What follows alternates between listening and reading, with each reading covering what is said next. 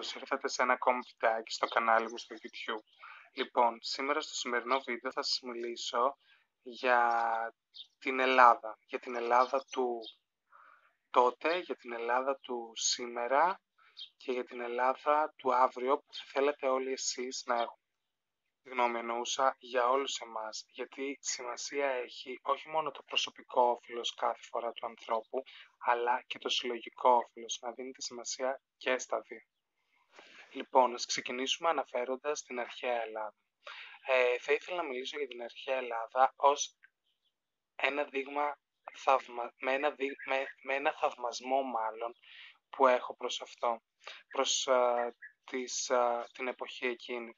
Η αρχαία Ελλάδα γέννησε μεγάλα ονόματα ανθρώπων, όπως ο Περικλής, ο Αισχύλος, ο Σωκράτης και άλλους ακόμα σπουδαίους ανθρώπους που βοήθησαν σε διάφορα επίπεδα εκείνης της εποχής, όπως σε επιστήμες, στο θέατρο, στη φιλοσοφία και στην γέννηση μιας πόλης κράτος, η οποία βοήθησε στο να φτάσουμε από εκεί στο σήμερα, γιατί η αρχαία Ελλάδα να γνωρίζετε ότι ήταν ο πυλώνας του δυτικού πολιτισμού.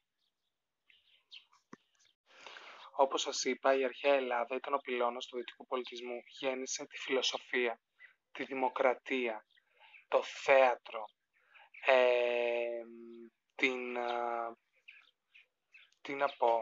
η αναγέννηση, η εποχή της αναγέννησης είχε επιρροές από την αρχαία Ελλάδα. Σκεφτείτε πόσες λέξεις ελληνικές χρησιμοποιούνται σήμερα ανά τον κόσμο, εξηγώντας κάποια πράγματα, έχοντας μια συγκεκριμένη ερμηνεία. Πόσα γλωσσικά δάνεια υπάρχουν σε όλες τις γλώσσες του κόσμου από την αρχαία Ελλάδα, από την ελληνική γλώσσα. Όπως έλεγε και η Ζακλίν Ντεγομιγή, μία πανεπιστημιακός σε ένα πανεπιστήμιο της Γαλλίας, δεν θα μπορούσαμε να έχουμε τίποτα παραπάνω εκτός από τις ελληνικές λέξεις. Εκτός βέβαια από αυτά που μας προσέφερε η αρχαία Ελλάδα, έχουμε και νέους Έλληνες την εποχή αυτήν, στην οποία η νέα Ελλάδα, η Ελλάδα του σήμερα, έχει δώσει πολλές ευκαιρίες σε πολλούς μεγάλους Έλληνες να προωθήσουν αυτή τη χώρα παρά έξω και να της δώσουν ένα καλύτερο όνομα ή μάλλον να συνεχίσουν το καλύτερο όνομα της αρχαίας Ελλάδας με το σήμερα. Λοιπόν, τέτοια ονόματα είναι όπως ο Ελίτης, λογοτέχνης δηλαδή, όπως ο Ελίτης, ο Σεφέρης, η Ελένη Αντωνιάδου, η οποία έχει βραβευτεί και είναι Ελληνίδα ερευνήτρια στην NASA, πολύ μεγάλοι νέοι Έλληνες αθλητές που πρεσβεύουν το όνομα της Ελλάδος και στο εξωτερικό και παντού, και φυσικά για όλους εσάς τους νέους Έλληνες, οι οποίοι προσπαθείτε καθημερινά όπως όλοι μας να δημιουργήσουμε ένα καλύτερο αύριο, γιατί το έχω παρατηρήσει αυτό και το πιστεύω, ότι οι νέοι Έλληνες, εκτός από το προσωπικό όφελος, σκεφτόμαστε και το συλλογικό όφελος. Σκεφτόμαστε τον άνθρωπο δίπλα μας και θέλω να το πιστεύω αυτό γιατί το έχω δει και το έχω ζήσει. Πρέπει να υπάρχει αλληλεγγύη, να σκεφτόμαστε πέρα από το προσωπικό όφελος, όπως σας είπα, και το συλλογικό. Και ναι, φυσικά πιστεύω στους Έλληνες της Νέας Ελλάδας, της Ελλάδας που ζούμε τώρα, γιατί μπορούμε να καταφέρουμε άπειρα πράγματα. Έχουμε άπειρα νέα μυαλά, πώς να το πω, νέα παιδιά τα οποία έχουν όρεξη για δουλειά, όρεξη για σπουδές, όρεξη για να βγουν μπροστά στον κόσμο και να αντιμετωπίσουν κάθε εμπόδιο, γιατί το βλέπετε όλοι εσείς καθημερινά το τι συμβαίνει στην κοινωνία μας. Όλοι προσπαθούμε για το καλύτερο και όλοι τρέχουμε για να εξελιχθούμε. Οπότε μην πιστεύετε σε τακτικές όπως ακολουθούσαν παλαιότερα, δηλαδή διέρη και βασίλευε και να υπάρχει μια διαμάχη στον ελληνικό λαό, μεταξύ δηλαδή των ανθρώπων του ελληνικού λαού, για αριστερά, για δεξιά, για κέντρο, για οτιδήποτε. Δεν υπάρχουν αυτά τα πράγματα. Σκεφτείτε, μάλλον προσπαθήστε να σκέφτεστε συλλογικά, να σκέφτεστε ποιο είναι το καλύτερο για αυτή τη χώρα και όχι πώς να υποστηρίξουμε κάποιον άνθρωπο χωρίς στην ουσία να υποστηρίζουμε την ίδια μας τη χώρα και να μην υποστηρίζουμε και τον άλλον και τον συνάνθρωπό μας. Ωραία. Μην πιστεύετε δηλαδή σε,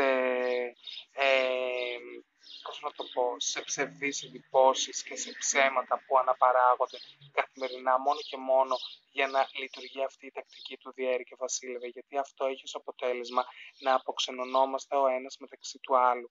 Δεν πρέπει να γίνεται αυτό.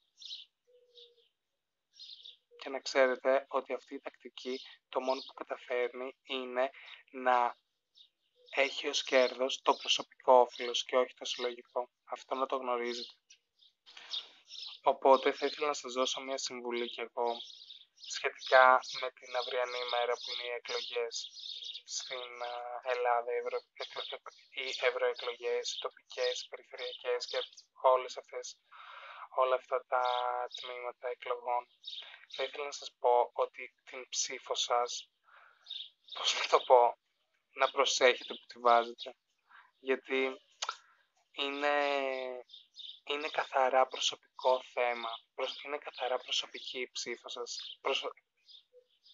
Προπάντων να κάνετε μια έρευνα προηγουμένως και να ξέρετε τι ακριβώς ψηφίζετε και όχι να